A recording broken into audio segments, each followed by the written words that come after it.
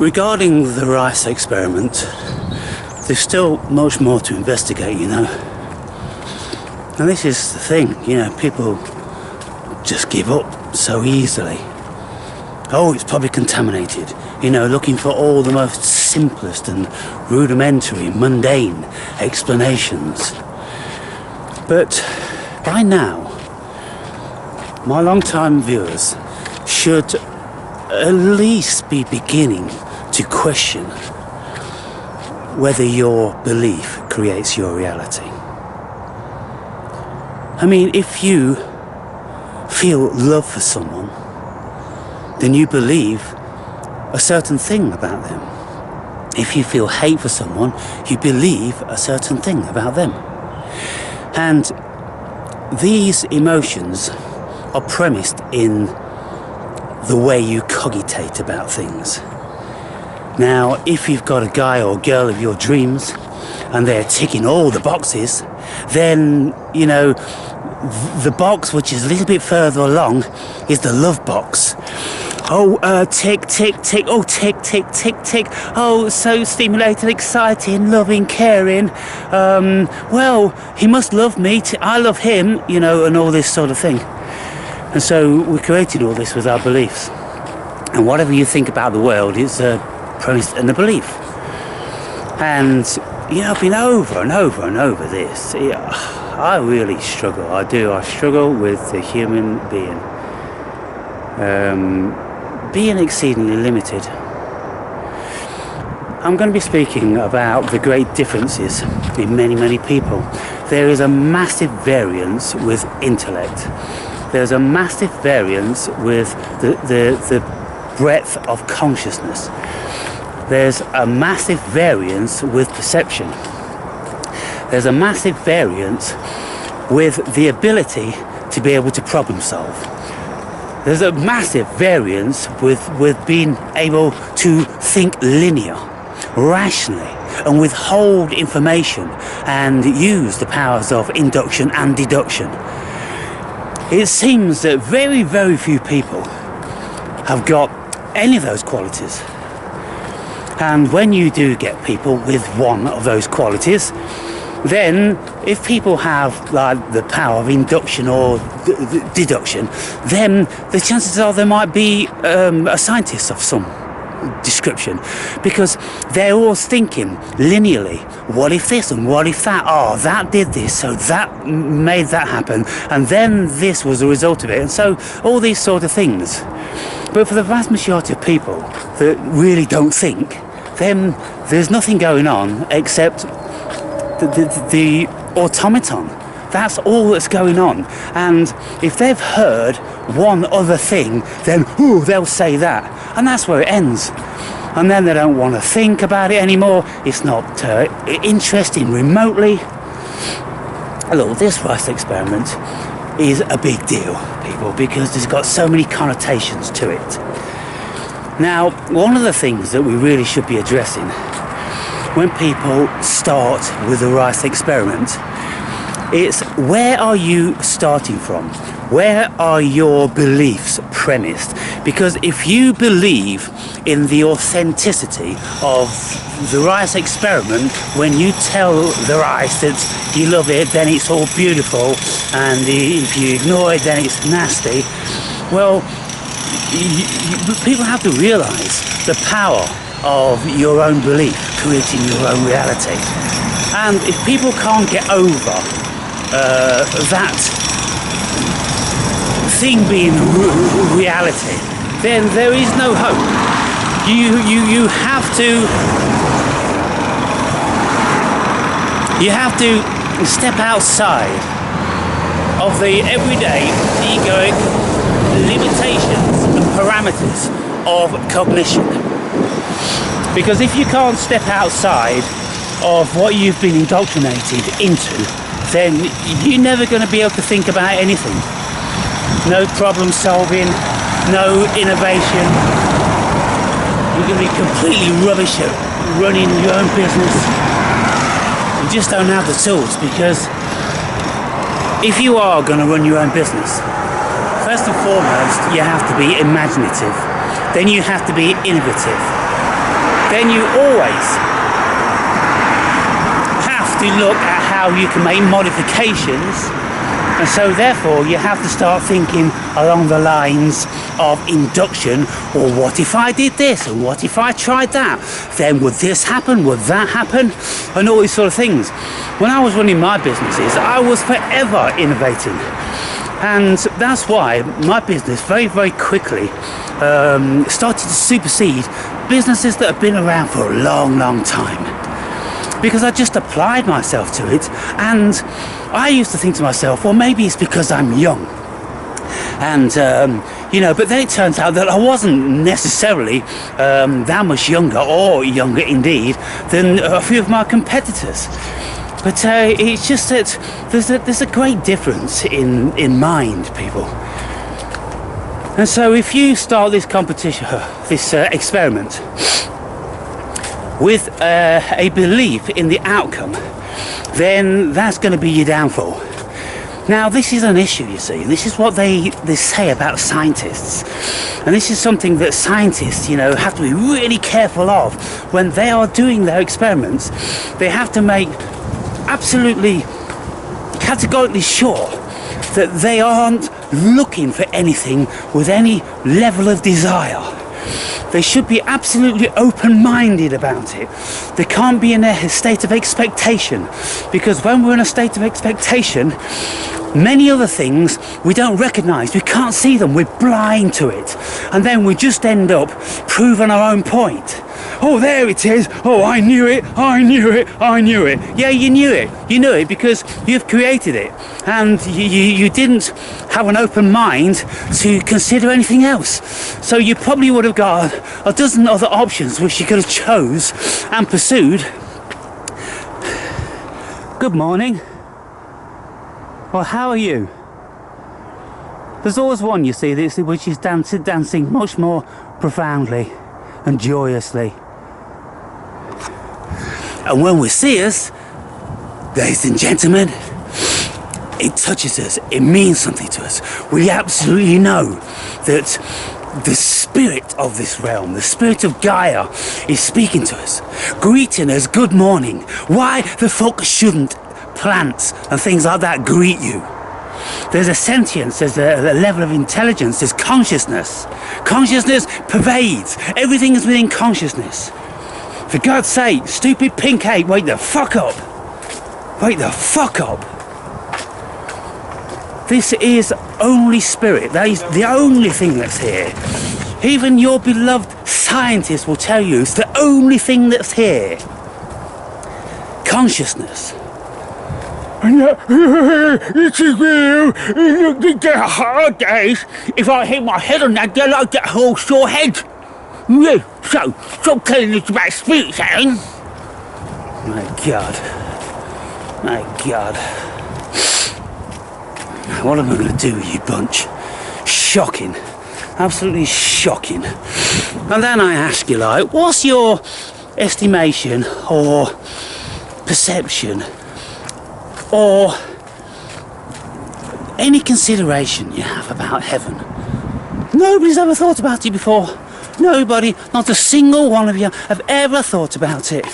And all of you Bible-thumping Christians, heaven, it's in the sky, and it's beautiful, and that's where I'm going to go when I die, when Jesus saves me. God damn it. God damn it. You see, what I've done in my book, I've just looked at all these concepts with a rational application. And of course, I'm looking for the answers with the only tools that I have. And the main tool is my consciousness, which is the only consciousness. Of course, there's variants of it, there's massive variances of it.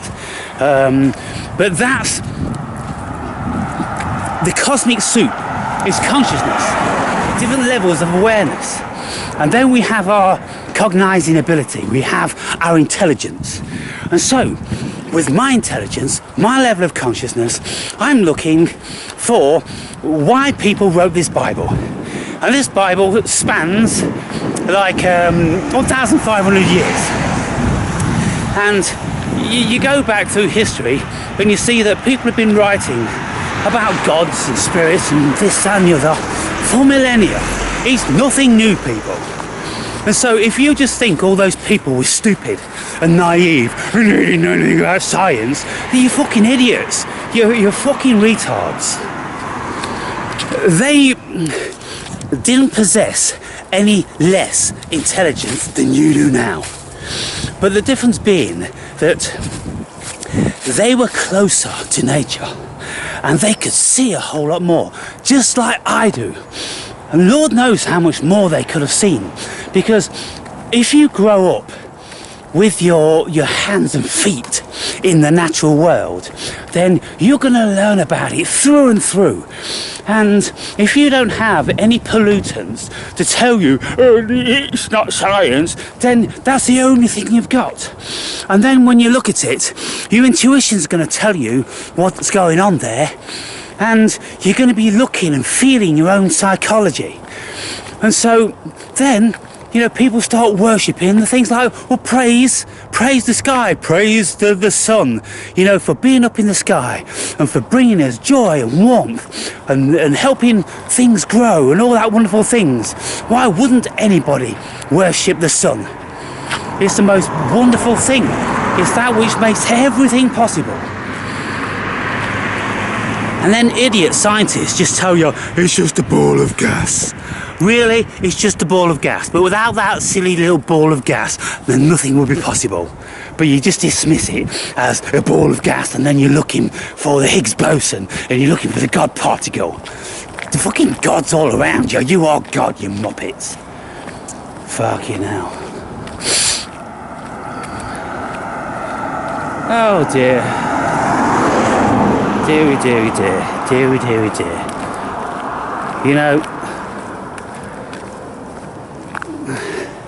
It doesn't matter how much people labour things. People just won't take things on board. They won't say, okay, that's an interesting concept, I'm going to look into that, see what I think about it, what I feel about it. No. All 99.9% of people do is they hear something and they either accept it or just dismiss it, or they're just not interested and just blow it off. And so, without being too demeaning, but comments in relation to the rice experiment, just absolutely, completely and utterly rudimentary, and there's nothing of any substance there at all. And even more shocking that everybody is so detached from the notion of heaven and afterlife, and does the spirit continue? Are we going to be reincarnated? This and the other. You're all wrapped up in the devil's machinations of fucking trinkets and shiny shit, and you've got your blinkers on and you're just blind. Everybody's blind. But the thing is, unless you do not work, if you work, then you haven't got a fucking hope in hell of ever looking into anything, because you just haven't got the time, and then you've not got the inclination. These subjects are too massive. I've been full on every single hour, every single day for the past 14 years, and because of the things that I've got, the attributes, then they have enabled me to discover a certain something. And so if you don't have those attributes to begin with, you're never going to discover nothing. You're just going to be bored. Oh, I'm bored. And you're going to hit the beer and the fags. And that's it. That's going to be your lot. And then you just float around YouTube, just watching stuff and never having any real opinions on anything of your own. You'll have opinions. Oh, this is this and that's that. And this is this. Look, this world isn't that simple, people. This world really isn't that simple as this is just this and that's just that. There's a billion things, a billion possibilities. And when you start to get into the vibration of knowing that you create your own reality, if you just toss everything off, oh, this is just it, and that's just that, well, that's how your world's going to be. Can't you see that? Can't you see how dull that would be, and how dull it is? And there's one dude who's been a long-term viewer, And he's saying that, you know, you should be applying for a job. You know, apply for a job, Awake and Brave. See how long it takes you. What? He's just projecting. You're just projecting, dude. Because when you said in the comment, you know, what sort of a person's mind is it that lives in an empty apartment or house? And I said, well, an empty mind person. Because your home is a reflection.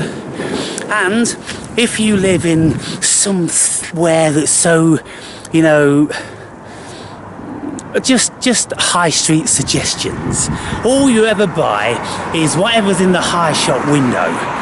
And then you go, oh, this would match with that, and that would match with this. And you got all this matching shit going on. And, you know, there's nothing unique there. There's nothing that is you. And if anybody came into your home, like I've been into 1,000 homes, and I used to go into my so-called friends' homes, and I would look around and I'd go, exactly what you've got in your home is exactly what you've got in your head. Fucking nothing. Nothing remotely new or unique. Just a replication of the society that you're in. You're a societal drone. And, you know, like I say, I'm always intrigued, bewildered, as to why so many dull people watch my videos. I mean, there's a handful, and you can see the handful, and, you know, a few people that comment. And I know that there are some of you who are seers, and you have an extended state of consciousness. But the vast majority of people don't have. And so, you know, I can only assume that you're under my hypnosis. Because, you know, I put a spell on you. With one of my videos, I just put a spell on you. It spoke to you. It spoke to your spirit at the core, at the root. And now it's spirit that's hanging on. While the mind is dead and there's nothing going on, and spirit's just, you know, hanging in there in the hope that one day the penny will drop when you watch one of my videos, and then you'll wake the fuck up. And when you wake the fuck up, then your whole cosmos will change.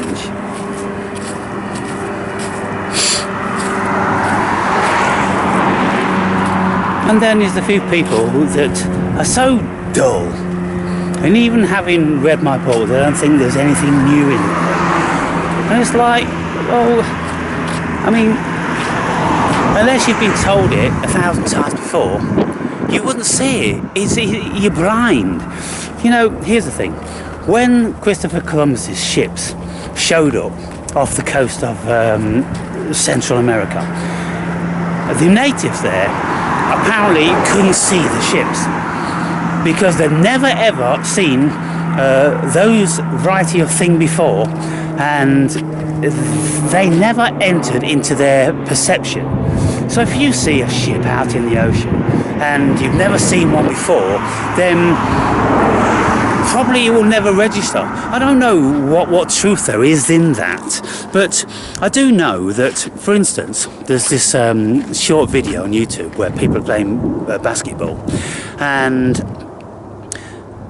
during the 30 minutes section of this game, there's someone dressed up in a gorilla's outfit that walks straight through the court. Absolutely obvious, just as obvious as anybody else. But then when asked, you know, did you see anything unusual in this video, everyone's like, oh no, there's only a small fraction that go, oh, fucking gorilla walked across the fucking court. But you see, people, they have an expectation. Oh, it's a baseball game, and that is all that's going on. So they block out absolutely everything else, and then it's just like this. They're following the ball. That's all they're doing, following the ball, and they're not focusing on anything. And you see, it's myopic, like a knobhead, isn't it? Myopic vision. That's all they've got, and that's why they can never see any of the periphery, because they're not looking peripherally, people. You got to look peripherally. You got to look high and low. You got to look far and near. And for those of you that can't do that, then you just dull.